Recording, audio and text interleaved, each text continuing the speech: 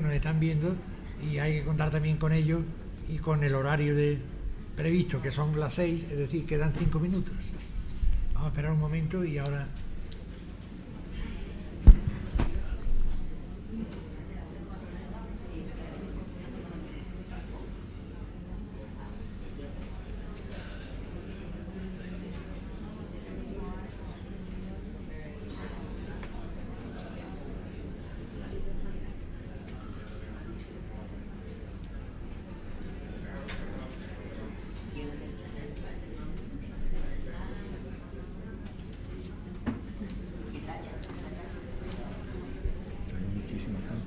Por la mañana había muchas más, en la tarde más de despacho. Por la mañana, tanto en esta como en la del Código Penal, por la mañana siempre hay mucho más, estaba lleno. Esta mañana y el día del Código Penal igual. Y luego lo mejor que tiene esto es que ahora lo están viendo 200 nada más esta tarde, porque ahora de despacho, pero luego queda grabado por internet y lo han visto 2000 tíos, Cojones, 2000 tíos después, diferido. Se ve perfectamente, usted cuando te metas esta noche en tu casa, verás tú, perfecto, te metes en la vaina del colegio, se ve de lujo. Y muy bien editado, como si fuera un programa de televisión. Vamos a ver, Pau puede tener el teléfono.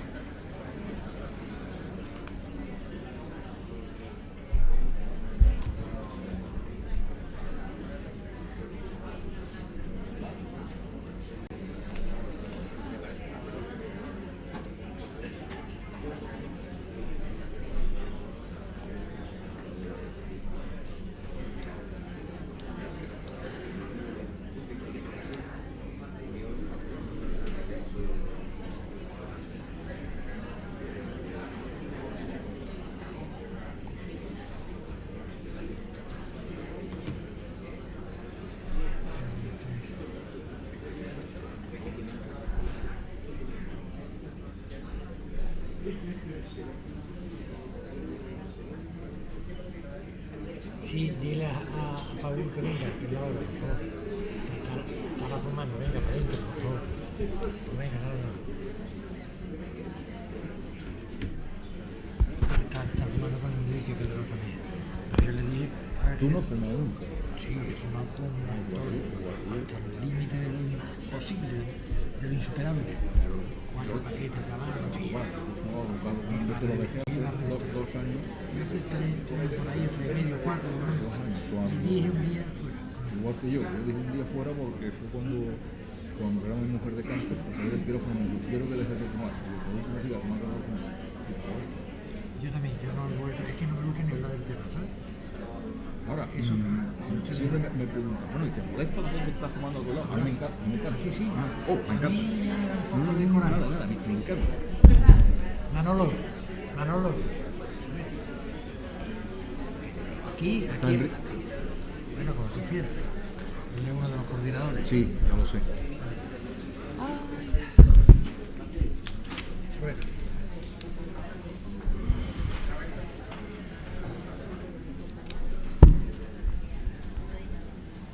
Bueno, ahora sí.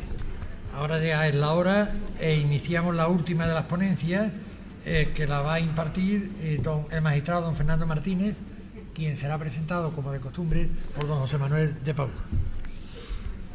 Última sesión, pues, la da alguien que debe conocer bien el tema sobre el que va a hablar, porque le afecta directamente todos los días las modificaciones que afectan a la instrucción de los procesos penales.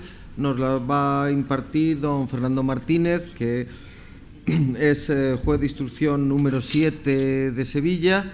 Es un hombre que procede de la jurisdicción militar, donde ha estado mucho tiempo, pero lleva ya mucho tiempo también en la jurisdicción.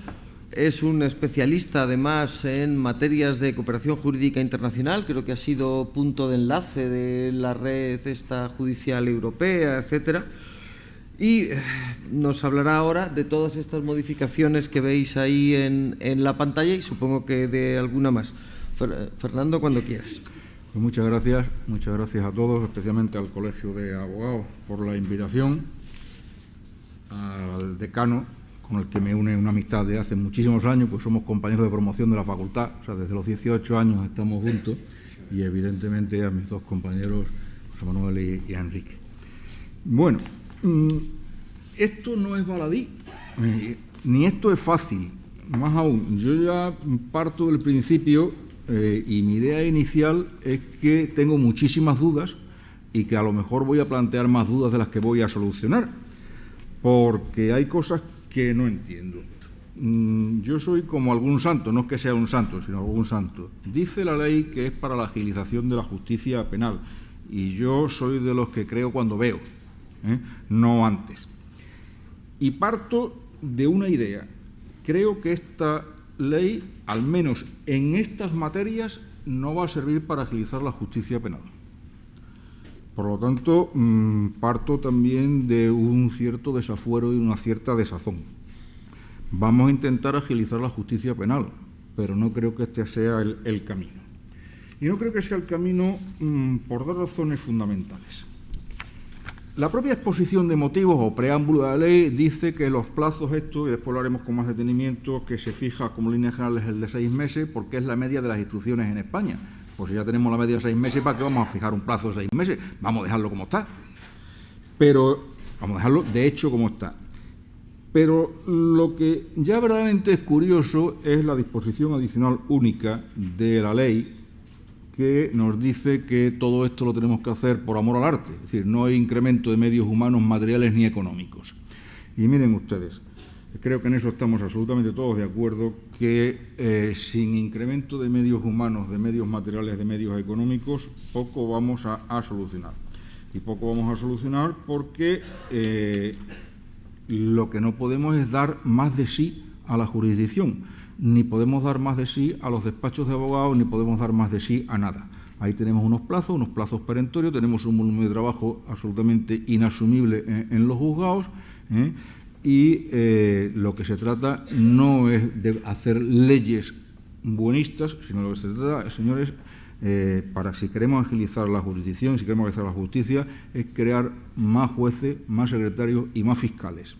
Y fíjense que digo más jueces, más secretarios y más fiscales, pero no más funcionarios, porque al fin y al cabo el juzgado no es más que un embudo donde mucha gente empieza a echar papeles encima de una mesa, que es la mesa del juez, o la mesa del fiscal, o la mesa del letrado de Administración de Justicia, del secretario judicial, pero son los únicos llamados a resolver. Si ponemos más funcionarios y más gente que vaya echando papel a la candela, pues lo que haremos será más grande la candela, pero la salida será la misma, porque el tiro de la chimenea sigue siendo el mismo.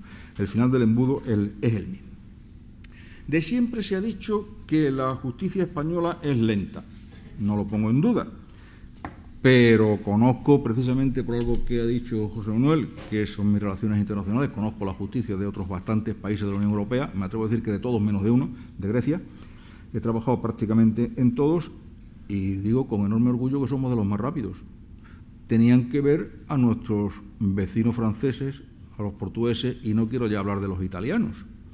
Lo que aquí tenemos una media de una instrucción de 6 meses, según el Consejo General del Poder Judicial, y no tengo datos para ponerlo en duda, en Italia nos podemos remontar a 7 años con absoluta facilidad para un delito bagatela, no para una instrucción compleja ni nada por el estilo, sino para un delito simple y corriente.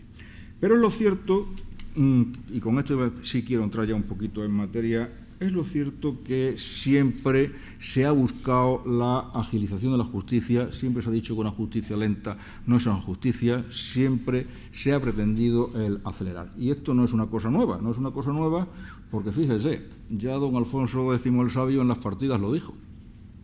O sea que nos podemos remontar unos poquitos de años para buscar este ideal de justicia rápida, inmediata o por lo menos no lenta. Pero, en fin, esto es una simple curiosidad. Tenemos esta ley que va a entrar en vigor dentro de muy poquitos días, la Ley 49/2015 de modificación de la Ley de Enjuiciamiento Criminal para la agilización de la justicia penal y el fortalecimiento de las garantías procesales.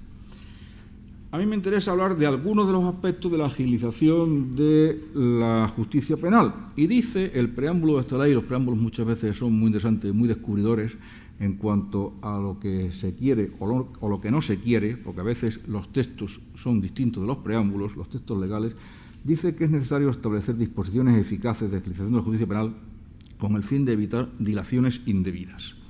Ya les he comentado mi idea, ya les he comentado un poco mi idea. Si tenemos estos plazos medios y tenemos esta falta absolutamente de medios materiales, creo que se podría haber buscado otras soluciones mejores que estas que vamos a ver ahora para de verdad agilizar la justicia penal. Una de ellas, evidentemente, sin lugar, los medios materiales y medios humanos, pero hay otra, aprovechando ya que se ha reformado la ley de enjuiciamiento criminal, haber eliminado o por lo menos haber disminuido las posibilidades de recursos en la fase de instrucción. Todos conocemos, y creo que no descubro nada, ni esto es ninguna crítica destructiva, sino precisamente lo contrario, que en muchas ocasiones nos encontramos con recursos cuya única finalidad es dilatoria. Y nos encontramos con peticiones que se hacen en la fase de instrucción cuya única finalidad es dilatoria, o por lo menos el juez tiene la sensación de que esa es la finalidad de esa petición o de ese recurso. Y perdónenme que lo diga así de claro.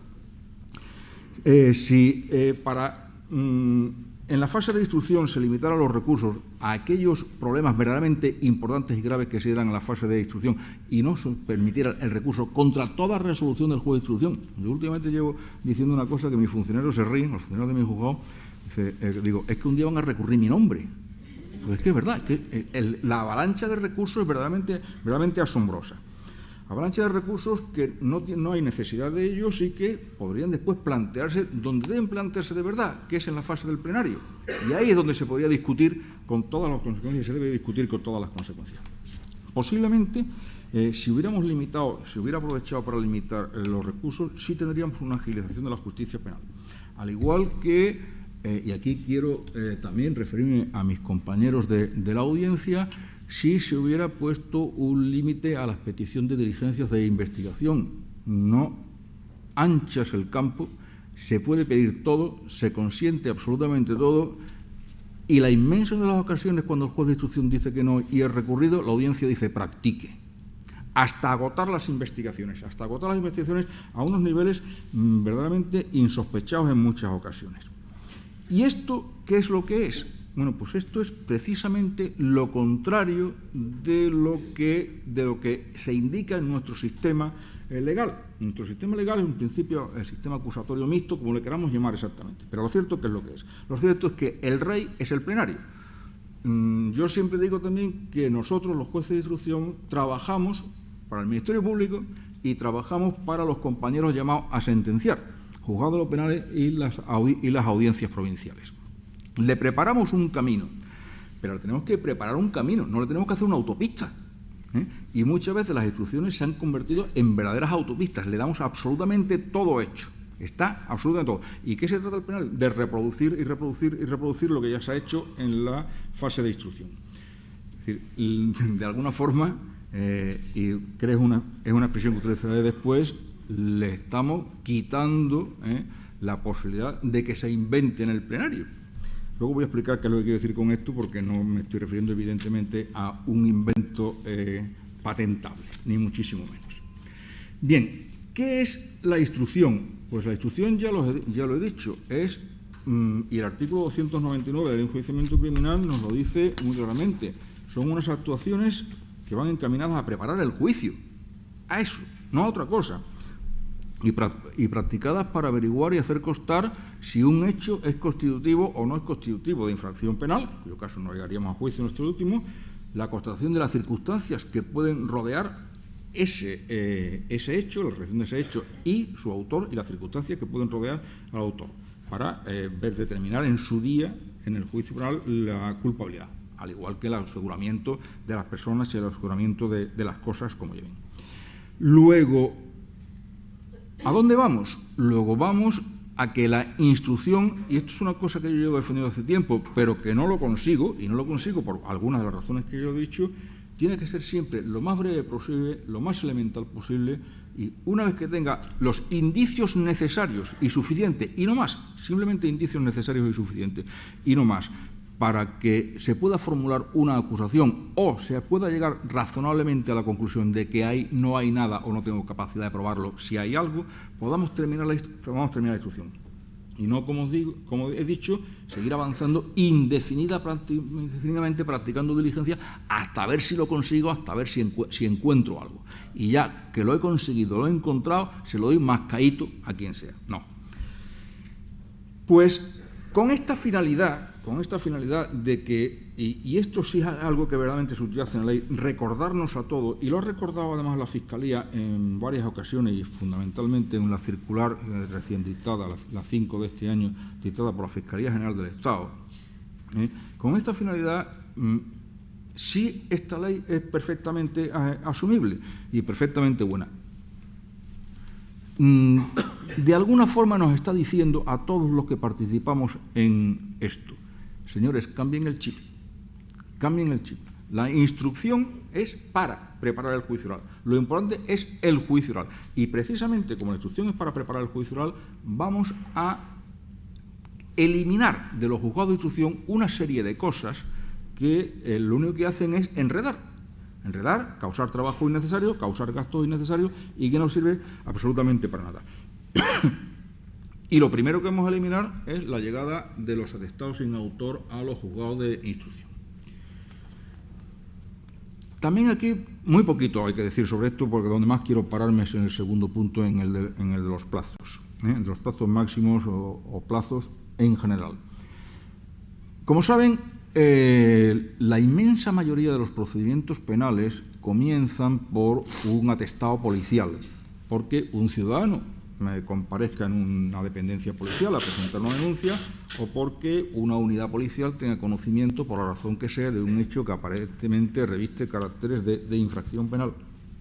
Y también, como saben, en la inmensa mayoría de las ocasiones, no puedo decir un tanto por ciento, pero un tanto por ciento muy alto, esas denuncias que se presentan en dependencias policiales o ese conocimiento que tiene la unidad policial, fundamentalmente la primera parte, lo que no existe es ab inicio un posible responsable de esos hechos. Y todos esos atestados van en masa a los juzgados de instrucción y en masa los vamos archivando en los juzgados de instrucción. Pues bien, este trabajo se nos quita y es de agradecer sobre todo por que te va a permitir, y sobre todo en las guardias, te va a permitir dedicarte a hacer otras cosas en las guardias que sí pueden agilizar la instrucción, sí pueden agilizar la justicia. Estos atestados van a ser conservados en dependencia policial, salvo una serie de atestados en función del delito que se haya denunciado, que son los que están previstos en la ley, concretamente que se trate de delitos contra la vida, contra la integridad física, contra la libertad y dignidad sexuales o delitos relacionados con la corrupción. No termino de entender esto. La razón de ser de que los atestados se conserven en la dependencia policial cuando no existe autor y simplemente se comunique al juzgado la existencia de ese hecho es la imposibilidad de que haya, o intentar, y estoy convencido que es así, de que no haya investigaciones autónomas por la policía sin conocimiento del Ministerio Fiscal o del juez de instrucción. Pero no veo por qué para unos delitos sí, para otros delitos no. ¿Es que confiamos más en la policía en unos supuestos que en otros? Yo confío exactamente igual, con independencia del delito en que nos encontremos. Luego no entiendo la razón del por qué para estos delitos que he dicho contra la vida y la integridad física sí tenga que remitirse el atestado al juzgado. También tendrá que remitirse cuando se practique en cualquier diligencia después de transcurridas 72 horas y hayan tenido algún resultado. Hay que entender que sea algún resultado positivo. Y, evidentemente, cuando el fiscal o el juez solicite la remisión de estos atestados.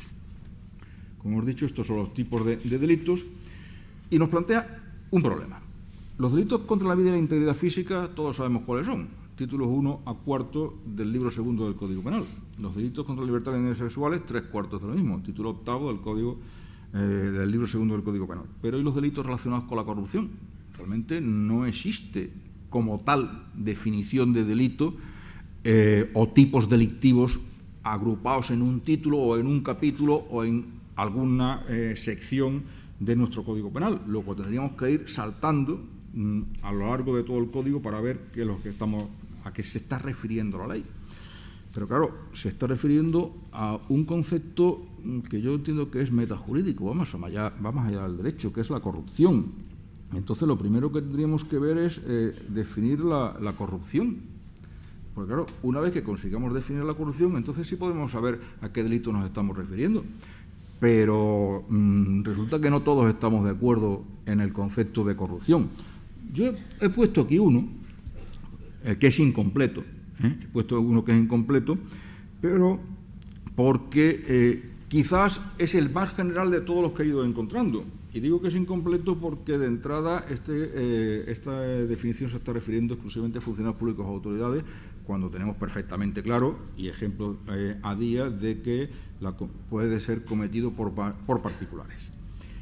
Pero claro, ¿a qué delitos, vuelvo a repetir, nos estamos refiriendo? Difícil de hacer un elenco de delitos.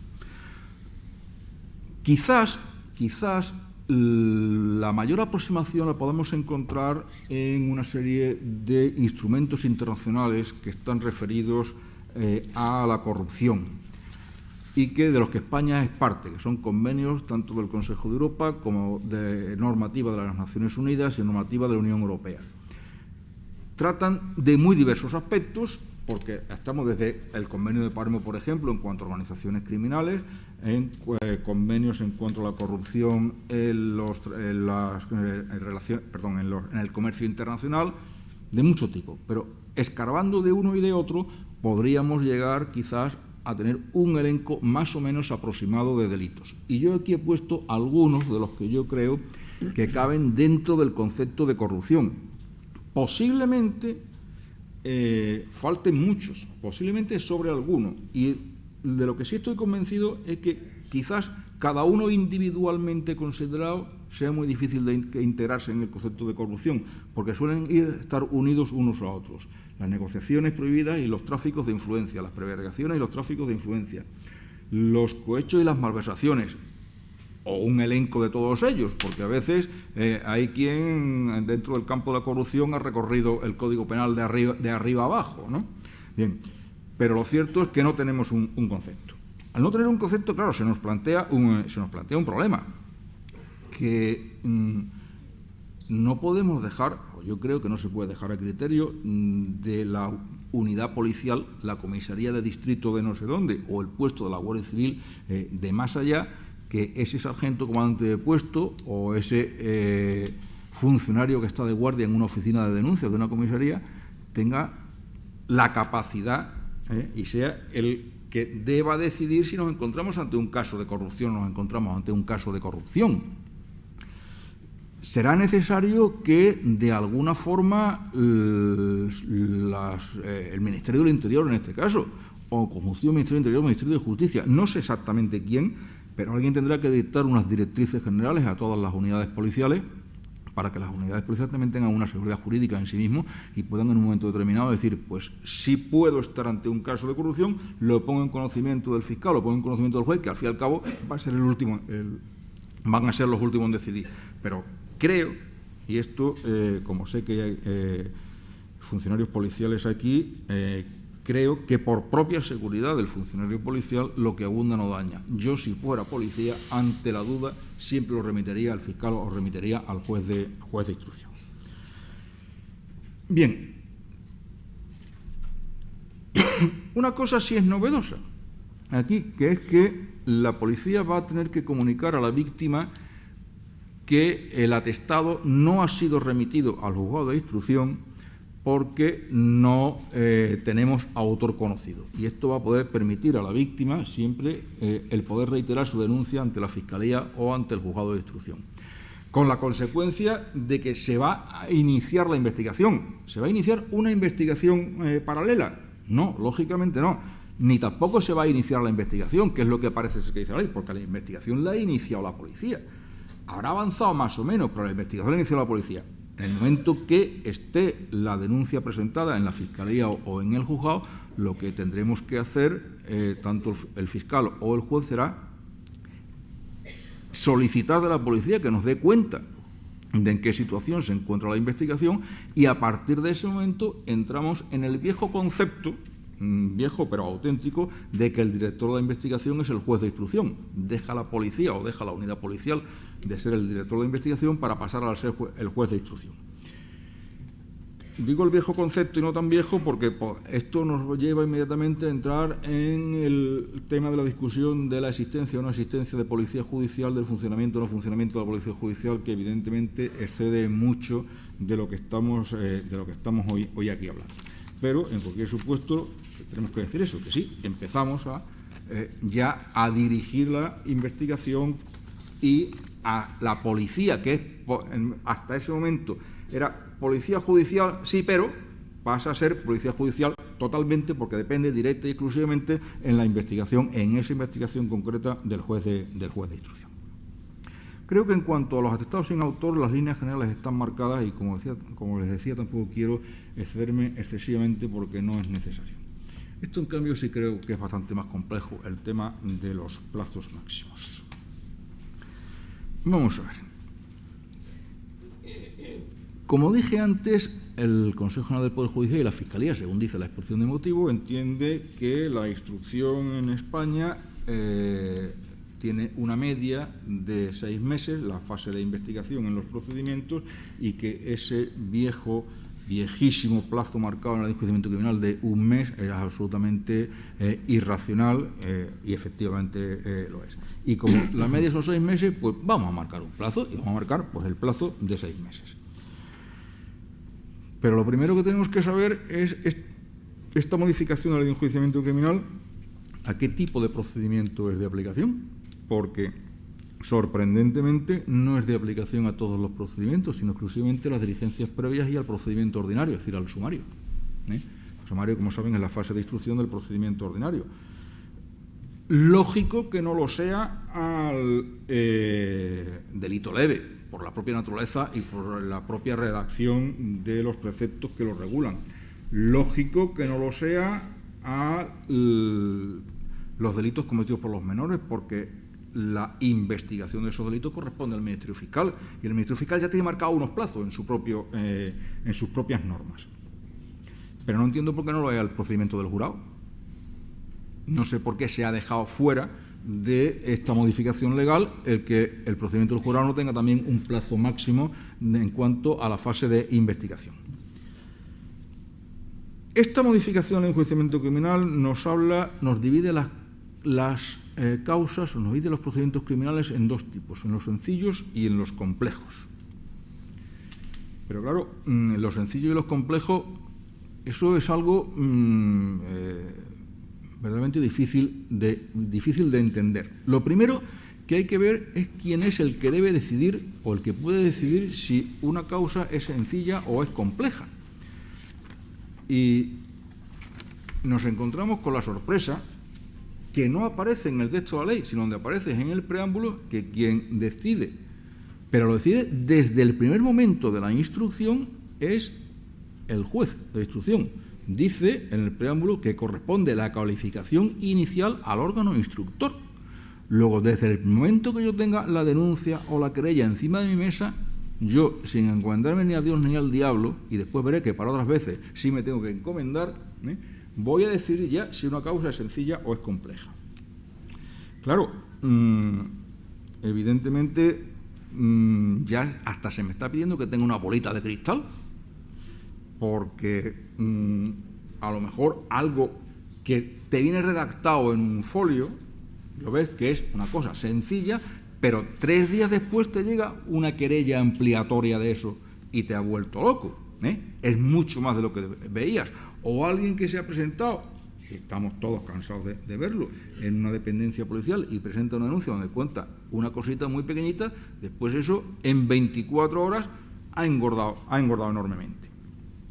Claro, como la calificación tiene que ser inicial y en cambio la posibilidad de conversión ya no es de oficio por el juzgado, como después veremos, me están pidiendo en ocasiones que tenga una bolita de cristal.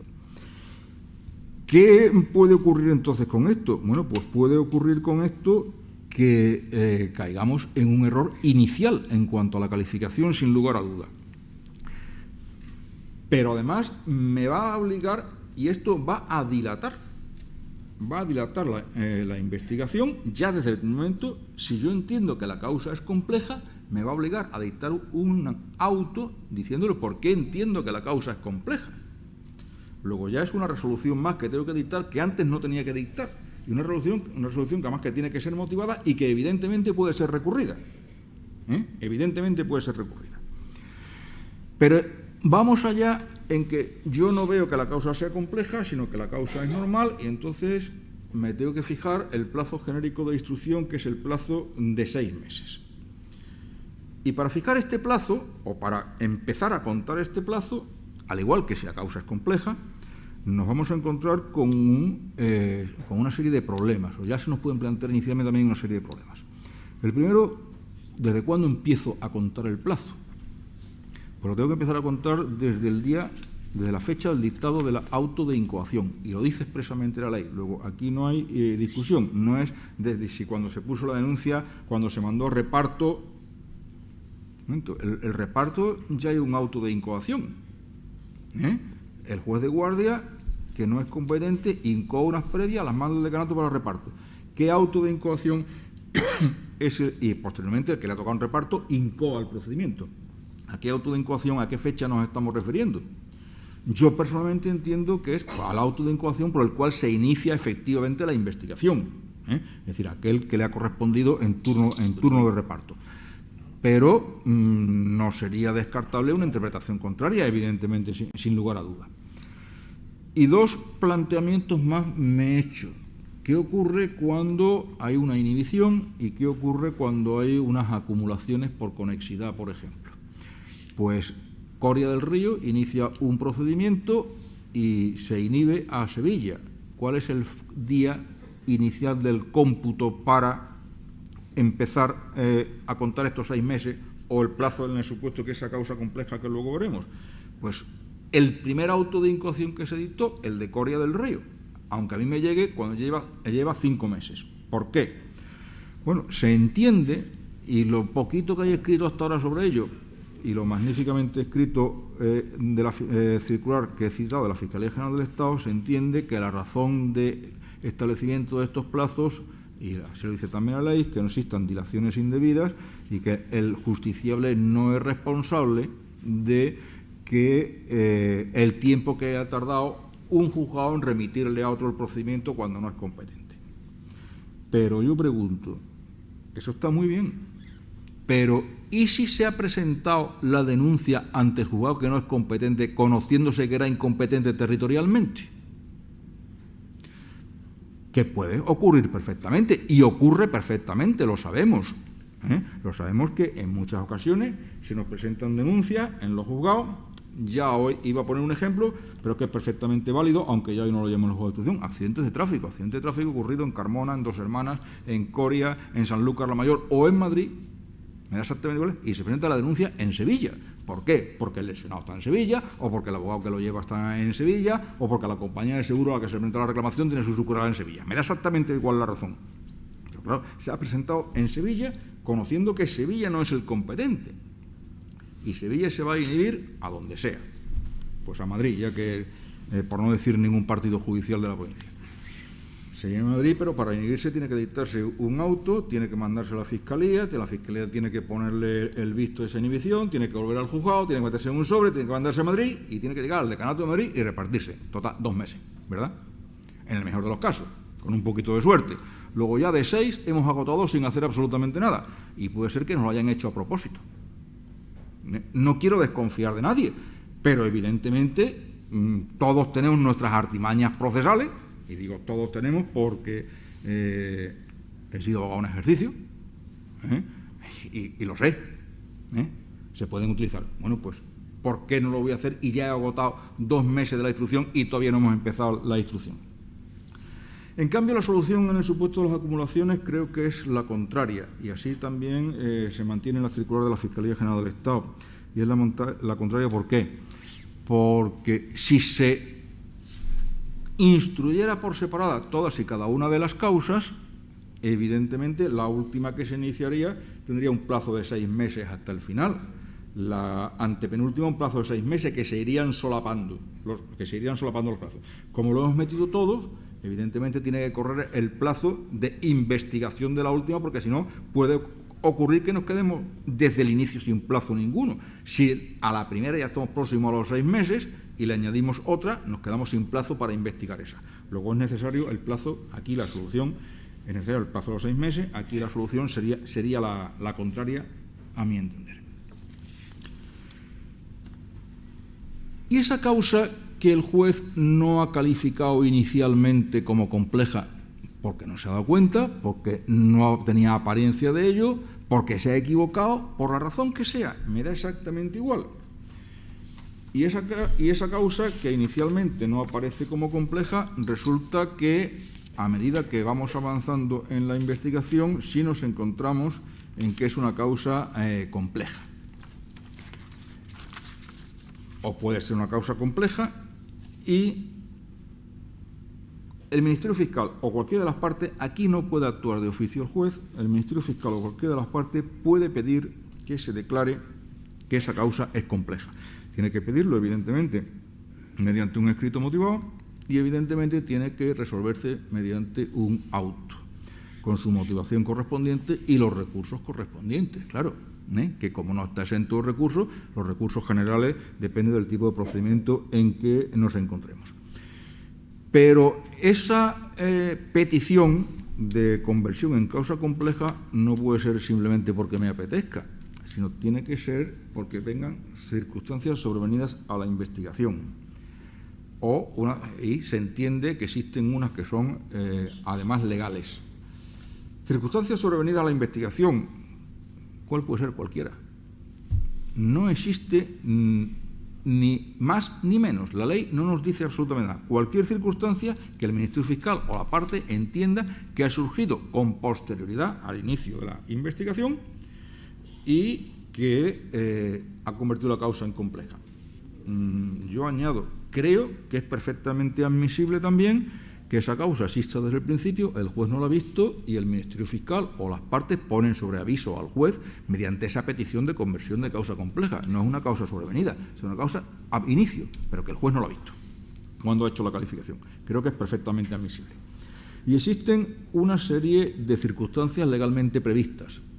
Esas circunstancias legalmente previstas, no voy a leerlas, evidentemente, están en el texto de la ley y ahí están. Lo único que sí quiero resaltar sobre estas circunstancias legalmente previstas en las que se considera que la investigación es compleja es que hay que entender que son números apertus, no números clausus. Aquí creo que sí existe unanimidad, al menos en lo poco que hasta ahora yo he encontrado que se haya escrito sobre esto, pero existe unanimidad en que nos encontramos en números, en una lista apertus. Bien, pues ¿qué ocurre cuando se solicita esta complejidad, esta declaración de complejidad de la causa? Pues que nos encontramos con que el plazo se eleva de 6 a 18 meses y que además este plazo es prorrogable por otros 18 meses o por un plazo inferior, siempre a instancia del Ministerio Fiscal y con audiencia de las partes. Anteriormente, es decir, para declarar la causa compleja era a solicitud del Ministerio Fiscal o de alguna parte, y evidentemente con audiencia de las demás partes. En este supuesto, aquí nada más que puede ser la prórroga a instancia del Ministerio Fiscal. Es una situación distinta a instancia del Ministerio Fiscal, pero evidentemente hay que darle audiencia a las partes. Y tocando muy brevemente el tema de los recursos, en este supuesto en el que se acuerde la prórroga, caben los recursos ordinarios. Luego, seguimos complicando la investigación.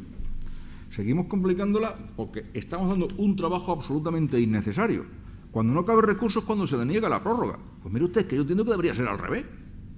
Si estamos prorrogando porque lógica, racionalmente se ha entendido que ha surgido algo que nos hace necesidad de trabajar más, vale, estamos de acuerdo. Y si yo digo que no, es cuando podría recurrirse, porque a lo mejor estoy privando a alguna parte de la posibilidad de ejercer algún tipo de acción o de proponer algún tipo de diligencia que sería interesante a a su derecho. Pero no siempre estos plazos son unos plazos inmediatos, continuados. Cabe la suspensión de los plazos. Y la ley nos marca dos supuestos. El secreto de las actuaciones, es decir, cuando se ha declarado el secreto de las actuaciones, y que haya recaído un auto de sobreseimiento provisional. Evidentemente no en el supuesto de sobreseimiento libre, porque ahí no es que haya suspensión, es que hemos muerto, hemos acabado con el procedimiento. El secreto de las actuaciones, con la nueva reforma del enjuiciamiento criminal, existe un secreto declarado por el juez de instrucción y un secreto legal, que de alguna forma ha recogido una doctrina ya anteriormente existente. En aquel supuesto de intervenciones telefónicas, antes declarábamos el secreto por toda esta doctrina que todos conocemos del Tribunal Supremo. Ahora ya no es necesario. Por ministerio de la ley, cuando hay intervención telefónica, son secretas las actuaciones, o por lo menos existe una pieza secreta. Bien, pues en esos dos supuestos se paraliza estos plazos máximos. Claro, esto nos va a permitir, el supuesto del sobreseimiento provisional nos va a permitir el poder jugar de alguna forma con la dilación del plazo máximo, la dilación en el buen sentido de la palabra. Como también conocemos todos, escasas son las veces en que una persona citada, sobre todo me estoy refiriendo a imputados y mucho más a los habitualmente imputados ya investigados, escasas son las veces en que acude a la primera citación del juzgado. Menos escasas, pero también poca, a la segunda, y con mucha frecuencia no viene, sino que hay que traerlo. Claro, si a esto añadimos que tenemos problemas de comunicación, los acuses de recibo de correo tardan una barbaridad. Estamos hablando de un mes o más. Incluso pasan la fecha de la citación de la persona y no sabemos si no viene y no sabemos si ha sido citada o no ha sido citada, porque es que el acuse de recibo no ha venido. No le podemos poner un burofax porque entonces nos llama la atención porque el burofax es muy caro. Esto es una auténtica realidad. Bueno, pues resulta que a lo mejor para conseguir que un señor venga, para tomar la declaración como imputado, tardamos 4 meses, 2 citaciones por correo certificado con acuse de recibo, esperar que vengan los acuses de recibo para ver si ha sido citado o no ha sido citado, no viene, ya lo hemos conseguido las 2 citaciones, orden a la informe del fiscal sobre si lo detenemos o no lo detenemos, dice el fiscal que sí, autodetención, orden a la policía, requisitoria, y a los 4 meses conseguimos tener por delante al señor que había sido parado en un control de alcoholemia 4 meses antes y que llevaba unas copillas de más. Pues en eso hemos tardado 4 meses. Claro, y eso no es una causa compleja, sin lugar a dudas, ¿no? Se nos está yendo de las manos. Vamos a tener que jugar obligatoriamente con 2 cosas. Una, en el momento que tengamos la primera citación de vuelta por desconocido, por no recogida o por lo que sea, sobreseer provisionalmente las actuaciones y dar orden de averiguación de paradero. Y que la policía me diga, efectivamente vive en la calle tal, número tal, piso tal. Y entonces hacerle una citación personal. Pero claro, esto resulta que es más trabajo para la policía, más trabajo para los agentes judiciales, más follón para todos, para solucionar nada y después, evidentemente, tener que reaperturar el procedimiento. O por delitos en los que no es necesaria la detención, pero dice el enjuiciamiento criminal que la citación no atendida se puede convertir en detención, a la primera que un señor citado no venga, mandemos orden de búsqueda de captura contra él, porque el plazo no nos va a permitir otra cosa. Claro, ninguna de las 2 soluciones son buenas, pero alguna solución habrá que tomar. No podemos permitir que en delitos de poca importancia, los robos que vemos todos los días, los hurtos que vemos todos los días, tengo ahora mismo en la cabeza un hurto en un gran centro comercial muy próximo a donde estamos, que bendito sea Dios, 4 autores, y llevo más de un año para conseguir tomar declaración a los 4 autores como imputados, porque cuando aparece uno no aparece el otro, cuando el otro se me ha quitado de en medio, claro, ya se me hubiera ido el plazo de los 6 meses más que suficiente. Única solución, ordenar detenciones. Claro, parece un poco fuera de lugar que por delitos de tan escasa importancia tener que estar ordenando continuamente detenciones. Y evidentemente, si se tomara esta decisión, que no soy partidario de ella, pero a veces pues, estamos obligados, estamos recargando a las unidades policiales de trabajos innecesarios y quitándolos de otros sitios donde sí son más necesarios. Sobre los plazos máximos también tenemos que ver otra cosa, que es que tenemos una disposición común a todas las causas. Y esto sí que es verdaderamente curioso. Esto es verdaderamente curioso porque de alguna forma es donde digo Diego. Nos dice la norma que cabe la posibilidad de fijar un nuevo plazo máximo para la finalización a petición del Ministerio Fiscal o partes personadas previa audiencia de las demás partes. Es decir, se nos están yendo los plazos en cualquier momento y el Ministerio Fiscal, nos quedamos a criterio del Ministerio Fiscal, evidentemente. El Ministerio Fiscal pide que se fije un nuevo plazo máximo. Un nuevo plazo máximo que no dice la ley cuál es, sino queda a criterio del juez, si lo estima. A criterio del juez. Y el único que puede pedirlo es el Ministerio Fiscal. Pero lo que la ley no prohíbe es que el juez excite el celo del Ministerio Fiscal para que el Ministerio Fiscal pida el plazo máximo, pida este nuevo plazo máximo. Yo, juez de instrucción, estoy viendo que los plazos se me van, que esto no me avanza como quería, y puedo perfectamente poner una providencia que diga pasa al Ministerio Fiscal por si interesa la fijación de un nuevo plazo máximo. Y el Ministerio Fiscal, estoy convencido que en el 99% de las ocasiones me va a decir que sí, porque es que al Ministerio Fiscal le interesa que la investigación siga adelante, porque si va a tener que defender en un juicio una culpabilidad, va a tener que formular una acusación en un juicio, va a querer tenerlo todo, vuelvo al principio, lo más aquilatado posible. Y veo que Enrique asiente en lo que estoy diciendo. Lo va a querer tener lo más aquilatado posible. Luego, las partes van a quedar de alguna forma a lo que el Ministerio Fiscal quiera que pueda prolongarse la investigación, y el juez sin lugar a duda, porque va a ser el único que nos va a poder pedir esto. Hay que dar audiencia a las partes, eso sí, pero simplemente audiencia. Y puede pedirlo también alguna parte personada, pero ojo, estas partes personadas van a tener que motivar muy mucho el porqué de esto, entiendo yo. Y lo van a tener que motivar muy mucho porque si se encuentra con una petición en contra del Ministerio Fiscal, que le vamos a tener que dar audiencia, el juez muy posiblemente va a decir que no se prorroga. Y voy a explicar el porqué. No digo que vaya a ser siempre así, ni muchísimo menos, pero muy posiblemente por qué. Por lo que he dicho al principio, vamos a cambiar el chip. Si el Ministerio Fiscal entiende que ya tiene suficientes instrumentos para poder formular un escrito de acusación, con el chip que tenemos de que todo debe ir al plenario, el juez va a decir que no, oiga, todo al plenario, y usted parte que me está pidiendo que le prorrogue y que me está pidiendo que prorrogue para practicar una serie de diligencias, practíquelas en el plenario. Aguce su ingenio, vuelvo a repetir lo que dije antes, aguce su ingenio y practíquelas en el plenario.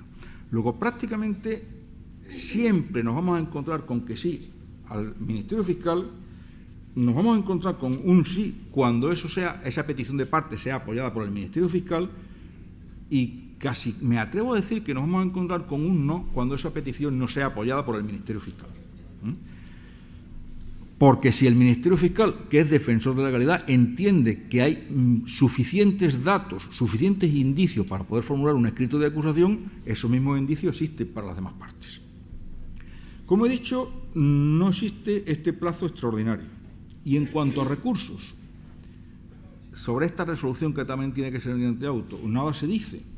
A diferencia de que antes habíamos hablado que había el no recurso, pues aquí no hablamos nada de recursos. Como nos encontramos ante un auto del juez de instrucción, hay que entender que caben los mismos recursos que contra cualquier otra resolución del juez de instrucción. Luego ya nos encontramos con otra posibilidad más de dilación. ¿Por qué digo yo que habría que limitar, o en qué supuestos creo que habría que limitar las posibilidades de recurso? Evidentemente, este es uno de ellos, en que yo creo que habría que limitar las posibilidades de recurso. Si se ha acordado proseguir la investigación, porque no existen indicios, porque no está terminada de aquilatar, ¿qué vamos a recurrir? El que no se continúe la investigación y se pida, lógicamente por la defensa, un sobreseimiento, cuando existen unos indicios, al menos unos indicios, aunque sean pocos, porque por eso el Ministerio Fiscal nos va a apoyar que siga adelante, nos encontramos con casi una contradicción en sus propios términos. Bueno, y ahora dice la ley que la instrucción se concluirá cuando se entienda cumplida su finalidad. Bueno, esto es una perogrullada. Pues claro, ¿cuándo se va a concluir si no la instrucción? Pues cuando se entienda cumplida la finalidad.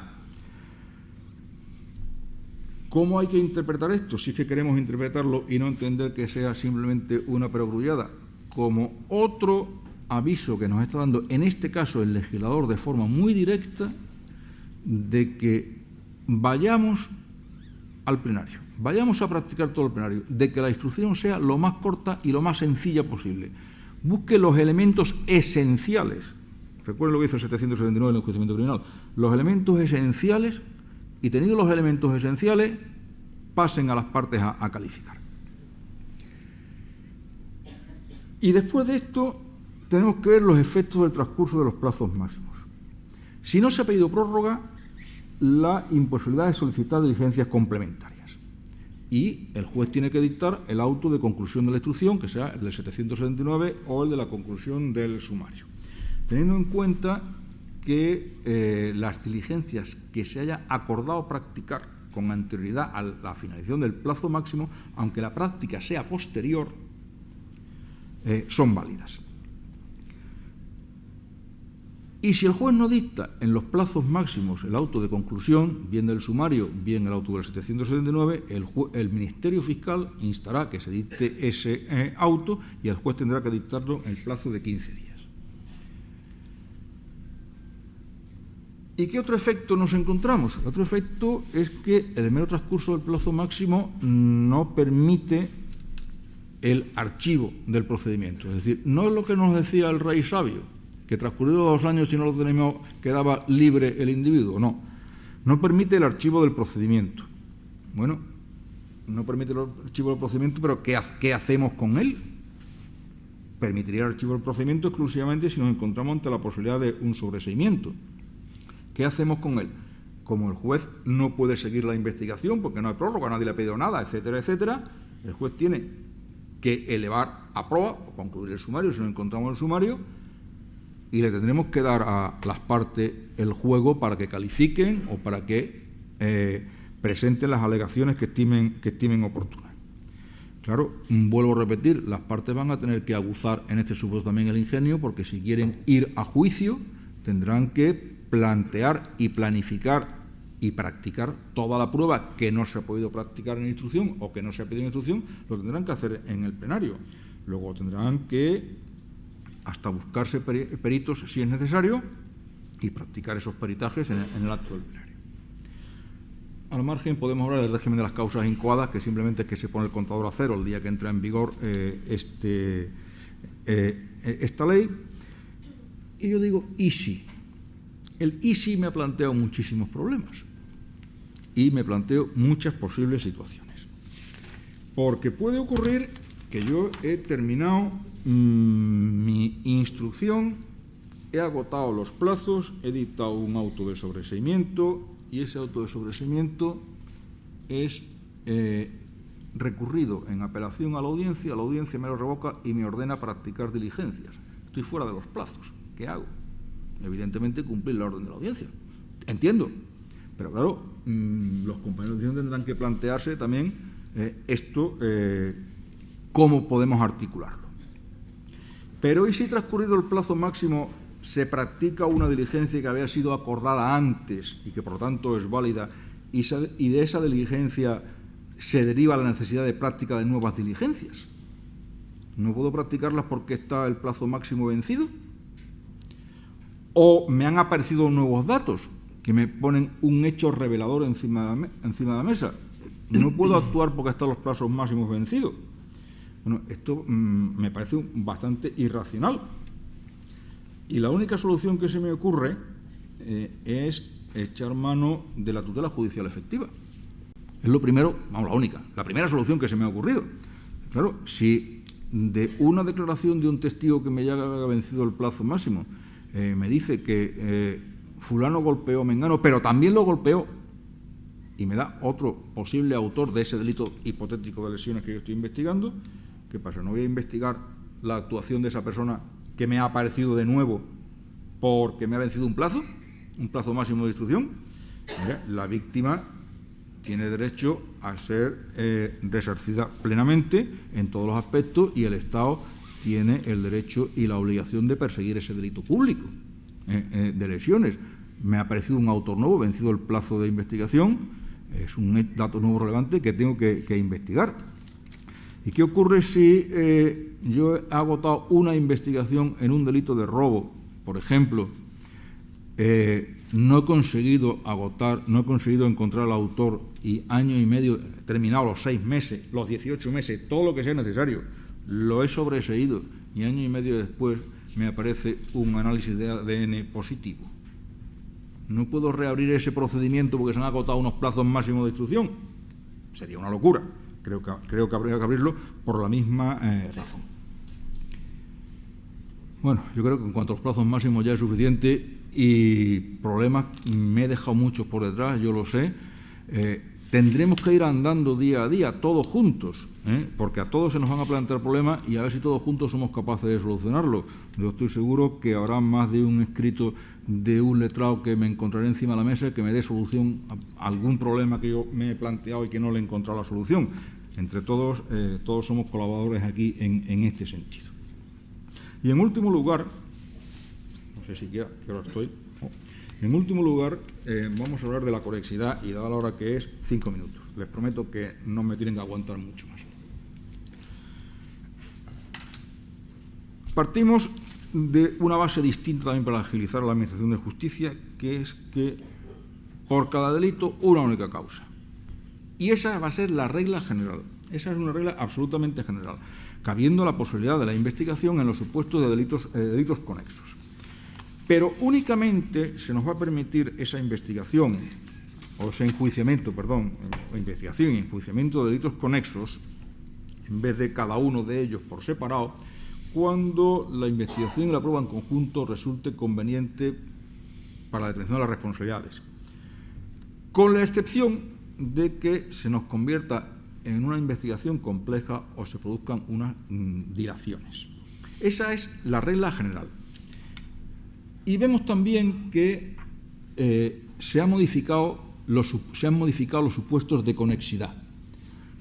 En la parte aquella de la tabla está el texto todavía hoy en vigor, en la parte esta de la tabla está el texto que próximamente va a entrar en vigor. Como ven, algunos se repiten, que son el 2, 3 y 4, mientras que los demás tienen una edición distinta o son totalmente nuevos. El único quizás que sea un poco relevante a estos efectos es el número 5 del texto actualmente vigente. Los diversos delitos que se imputen a una persona al incoarse contra la misma causa por cualquiera de ellos, si tuvieran analogía o relación entre sí a juicio del tribunal y no hubiesen sido, etcétera, etcétera. Este, en el texto nuevo, desaparece como tal, pero, en cambio, sí aparecen en un número 3 del artículo 17 de nueva redacción, en el que dice que se podrán enjuiciar conjuntamente los diversos delitos cometidos por una persona, pero ya no tienen la naturaleza de conexidad. Les ha desaparecido esta naturaleza de conexidad.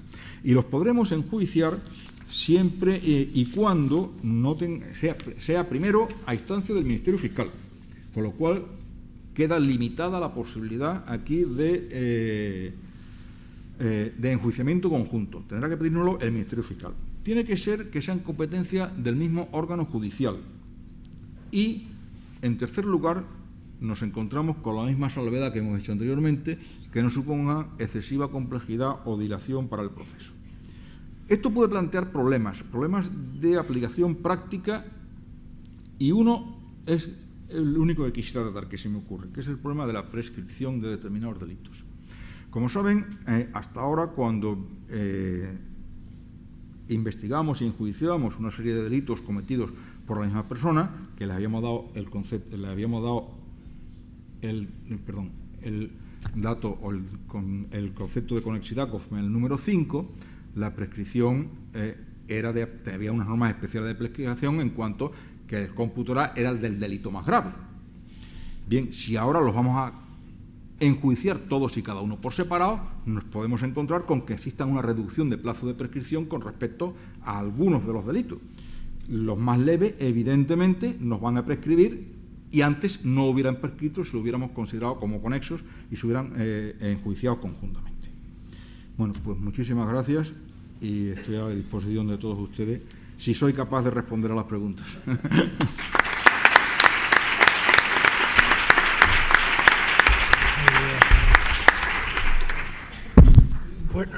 Bueno, pues preguntas.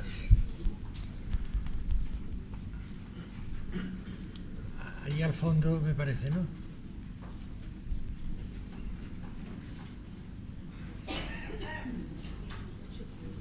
¿Hay alguna pregunta que hacerle a don Fernando? Me parece magnífico que no haya ninguna pregunta, o fatal. Magnífico porque lo digo explicar estupendo, o fatal que me he explicado tan mal que no hemos entendido nadie nada. No, es que... Sí. Todos los procedimientos que tenemos ahora mismo en instrucción. Los procedimientos que tenemos ahora mismo en instrucción se pone el contador a cero el día que entra en vigor la ley, es decir, el 6 de diciembre. A partir de ahí empiezan a contar los plazos máximos de 6 meses o de 18 meses. Ya nos hemos planteado en los juzgados de instrucción qué hacemos con esos procedimientos. Estamos coordinándonos con Fiscalía para la revisión de todos los procedimientos y, evidentemente, como cabe la posibilidad de que el juez de instrucción lo declare ab inicio y el inicio a estos efectos es ahora complejo, ya hay procedimientos que van a ser declarados complejos por el juez de instrucción a partir del 6 de diciembre sin que nadie se lo pida.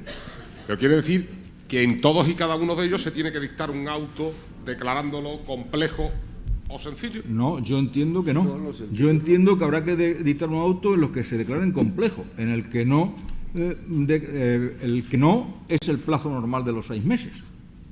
El auto será para los que se vayan a declarar complejos. Esa es mi interpretación, al menos.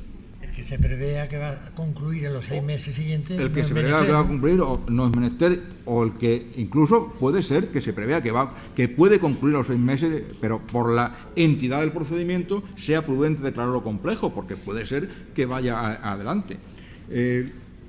Como saben, por ejemplo, ya estamos haciendo unas visiones un poco generales en los juzgados y viendo, bueno, y no generales, algunas ya con mucho detalle. Hay bastantes procedimientos por algunos delitos muy concretos, concretamente me refiero a procedimientos por estafa, que va a haber que declarar la complejidad de esos procedimientos, aunque se prevea que puedan terminar en 6 meses, porque como todos ustedes saben, los delitos por estafa muchas veces se nos van de las manos, en ocasiones, en bastantes ocasiones. Creo que es una medida de prudencia el poder declarar la complejidad, en algunos de ellos. Y la intervención en ese caso de la defensa es esperar a ver qué es lo que hace el Ministerio Fiscal y el juez de instrucción. Bueno, porque vamos siempre a ver. Es a instancia del Ministerio Fiscal, aunque tengamos audiencia a las partes, pero siempre es la instancia, ¿no? ¿Qué? Puede la parte pedir. Puede la parte pedirlo. Yo creo que... Bueno, Yo es lo que he visto en la diapositiva. es el 324, Las ¿no? partes personadas pueden pedir la complejidad. ¿No? Creo recordar. Dice, no obstante, antes de la expiración de este plazo, el instructor, a instancia del Ministerio Fiscal y previa audiencia de las partes, podrá declarar la instrucción compleja. Pero ese es el de circunstancias sobrevenidas, ¿no? El de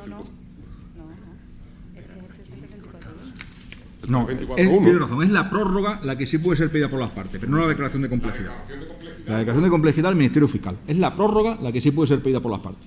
Es decir, que nosotros estamos simplemente a la espera de esa Pero no, lo que sí veo que yo creo que sí puede hacer perfectamente la defensa o la acusación es pedir al juez que excite el celo del Ministerio Fiscal. O sea, vamos a enrevesarlo un poquito más. Esta acusación entiende que la causa es compleja, solicite ese informe del Ministerio Fiscal sobre si pide la declaración de complejidad y el Ministerio Fiscal dirá lo que quiera. Creo que a eso no hay obstáculo ninguno. ¿Tú lo ves, Enrique? Sí. ¿Alguna otra pregunta? Sí, Manolo. Buenas tardes, Fernando. Dos preguntas. Una, en cuanto a la suspensión de los plazos máximos que se ha hablado antes por causa, por ejemplo, de un sobreseimiento provisional. Cuando se inicia el cómputo, los cómputos, o sea, ¿se cuenta de cero de nuevo como plazo de prescripción o son plazos? Si lo hemos paralizado a los 3 meses, ya han corrido 3 meses. Ya el niño tiene 3 meses. Ok. Otra pregunta. ¿Se ha previsto, es decir, nos vamos a encontrar todos de repente con un contador a cero? Aquí el que es más y el que menos tendrá muchas causas en su despacho, donde las que no se decreten complejas, en 6 meses vamos a empezar de golpe, que nos vamos... ¿Se ha previsto qué va a pasar con los juzgados penales? Porque si vamos cerrando instrucciones, por mucho que corramos ahora... Yo no había querido entrar en ese tema. Los señalamientos van a ser para Yo no había 2017. querido entrar en ese tema, pero es el momento. Aquí estamos hablando de la instrucción. Yo había dicho antes que había una serie de medidas que yo creo que eran más acordes para agilizar la administración de justicia. Me parece que casi todos podemos coincidir en que la verdadera dilación en la administración de justicia penal española no está en las investigaciones, como regla general, en las instrucciones, sino como regla general la dilación está en los juzgados de lo penal, que están súper saturados y desde que les llega un asunto para enjuiciamiento hasta que efectivamente se enjuicia, pasa 1 año y medio, y eso si no hay ninguna suspensión por medio. Por lo tanto, donde se tendría que haber, o donde creo que el legislador tendría que haber incidido sería en el tema de los juzgados de lo penal, pero claro, ya nos dice la disposición adicional de la que hablaba al principio, que de dinerito absolutamente nada, que de medios materiales absolutamente nada, que de medios humanos absolutamente nada, es decir, de juzgado de lo penal absolutamente nada. Puede ocurrir lo que dice Manolo, que se aceleren mucho las instrucciones y por lo tanto se sobresaturen todavía más los juzgados penal y las audiencias, sin lugar a dudas. Hablo de los juzgados penal porque el volumen de enjuiciamiento es más en los juzgados penal que en las audiencias, no que quiera evidentemente menospreciar a la audiencia. Pero es que también he empezado diciendo que yo soy como ese santo, sin ser santo, ¿no? Tengo que verlo para creerlo. Yo es que no creo que haya esa avalancha de instrucciones de pronto que vayamos a poner en funcionamiento y que vayamos a correr todos como locos. Creo que vamos a ir exactamente al mismo paso o quizás hasta más lento porque va a haber más resoluciones que dictar y más recursos que resolver. Creo que esto que estará hecho con muy buena intención, no digo que no, estará hecho con muy buena intención. Pero claro, esto está pensado en el proyecto, anteproyecto o reproyecto de ley de enjuiciamiento criminal, me refiero al tema de los plazos, de que la investigación correspondiera al fiscal. Y ahí sí tendríamos una operatividad, pero no hemos intentado meter con calzador en los juzgados de instrucción una cosa que yo, vuelvo a repetir, creo poco viable. Y quizás en los juzgados de instrucción de grandes ciudades pueda dar un cierto resultado. Pero, en fin, todos conocen mejor que yo los juzgados de algunos pueblos, de muchos pueblos. Es que pensemos que porque a Sanlúcar la Mayor le pongamos un plazo de 6 meses se va a solucionar el problema de Sanlúcar la Mayor. No, hombre, bendito sea Dios, no seamos ilusos.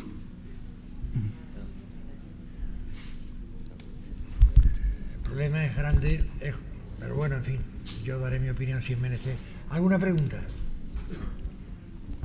¿Alguna otra pregunta? ¿El interponer un recurso de apelación contra una providencia o contra un auto suspende este plazo? El recurso de apelación no es suspensivo. No tiene efecto en diligencias previas. No suspende nada. Nada. O sea, eso no se ha modificado. Como el recurso de apelación no es suspensivo, la instrucción sigue adelante. Lo que sí, evidentemente, la apelación no, pero la reforma, porque como saben, puede poner la reforma y subsidiar de apelación o la apelación directamente. Si es la apelación directa, poco va a parar.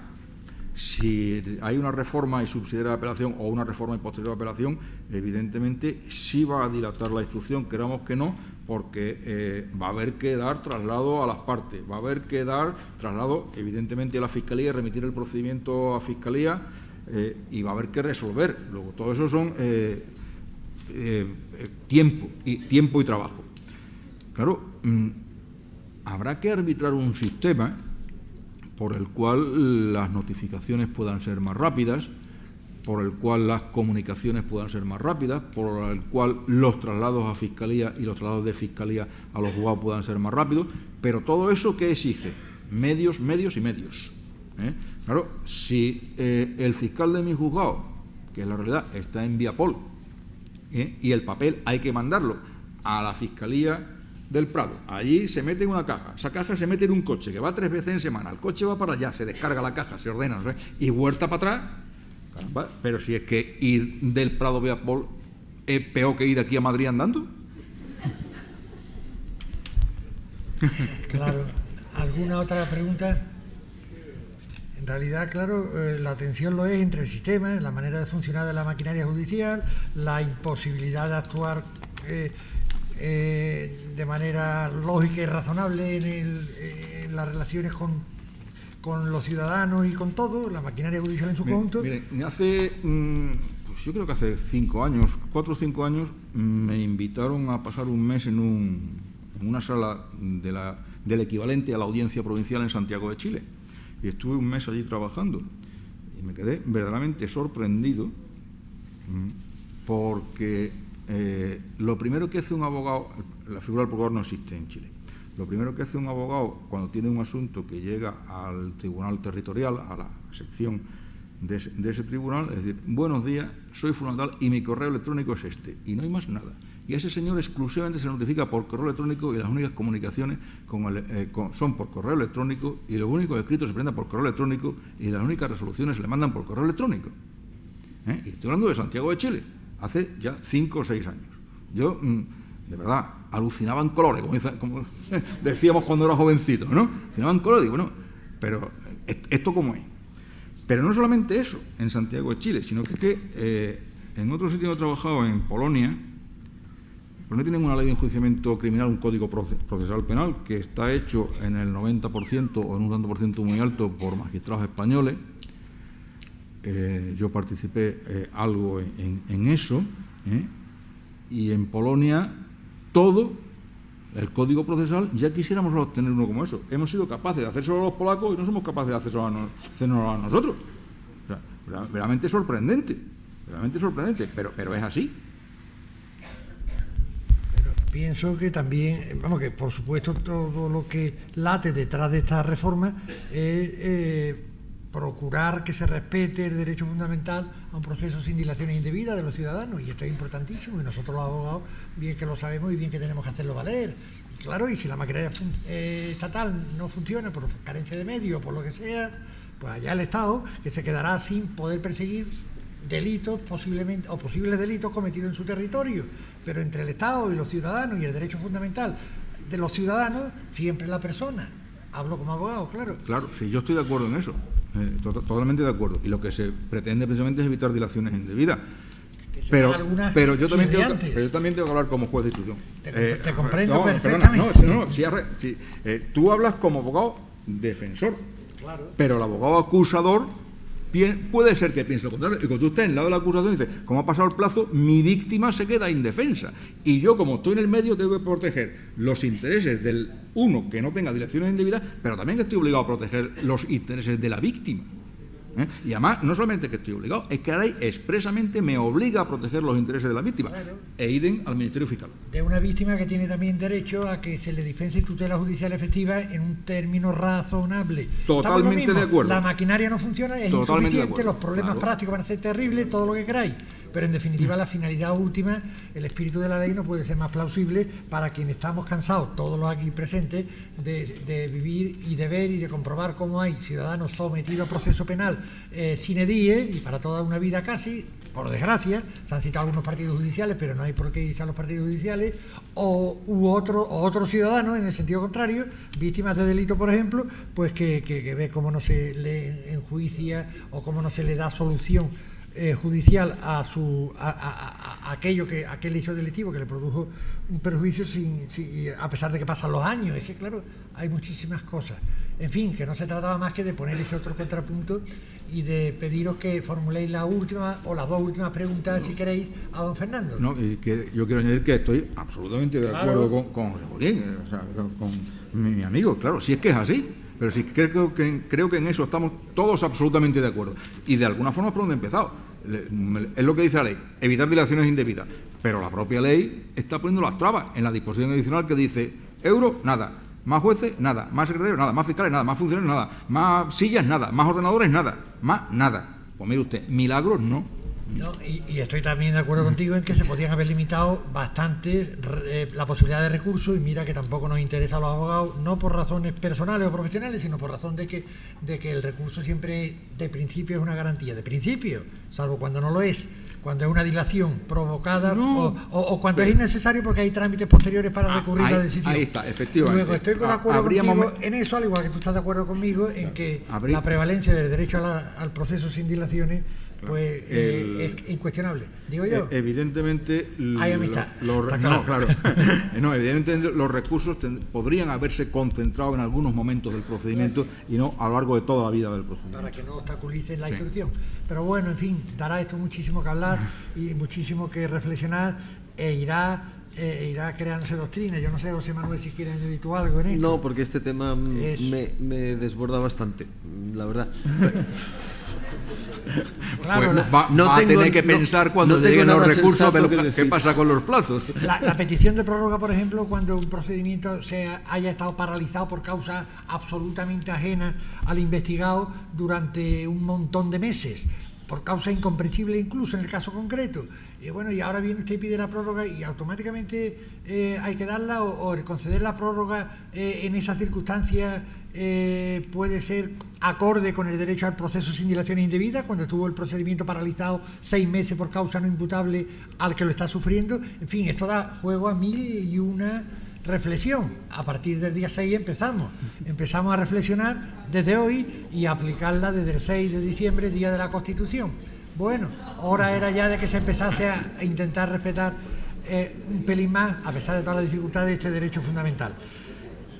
Vamos a poner punto final agradeciéndole, por supuesto, a don Fernando su intervención, a todos los ponentes también, agradeciéndole a Manolo Pérez Cuajares, nuestro compañero de Junta, y a José Manuel Paul de Velasco el esfuerzo que han hecho de organización, y creo que ha salido todo bastante bien, pidiéndole a Paco que suba a este señor que vamos a hacer, me dicen que van a sortear ese regalo.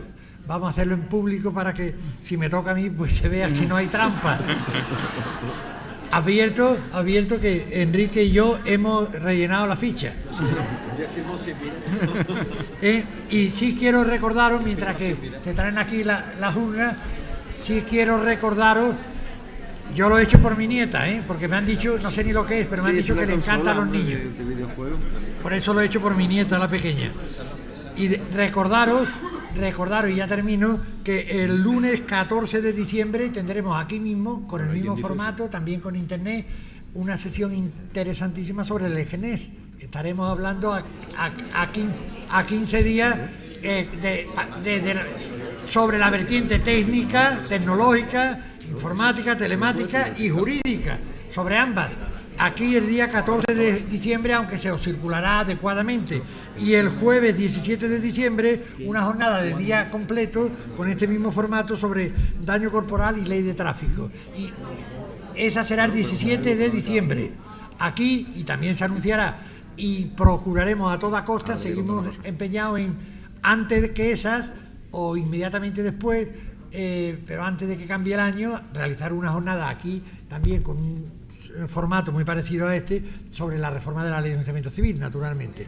Dicho eso, vamos a ver si le ha tocado a mi nieta o a alguno de vosotros. Hola, Carmen. Mano inocente. Ah, no. Uy. Carmen. Muévelo que lo... Eso, hay que removerlo antes.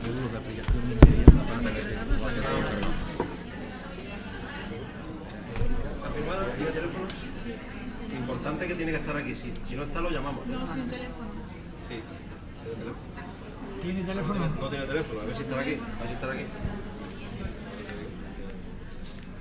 No ha dejado el teléfono, pero está el correo electrónico, ¿no? Bueno, sé. Y tenemos el teléfono nosotros en la base de datos. Rafael Barea, ¿estás? Pues venga, premio para usted.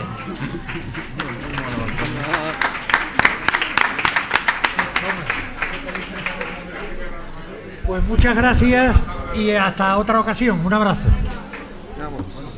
Enhorabuena. Esto de Calero puedo llevar, ¿eh?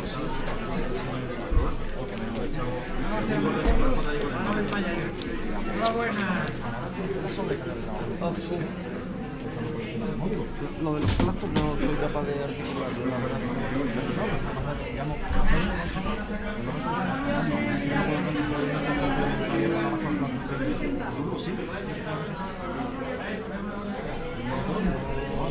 Ah, nosotros.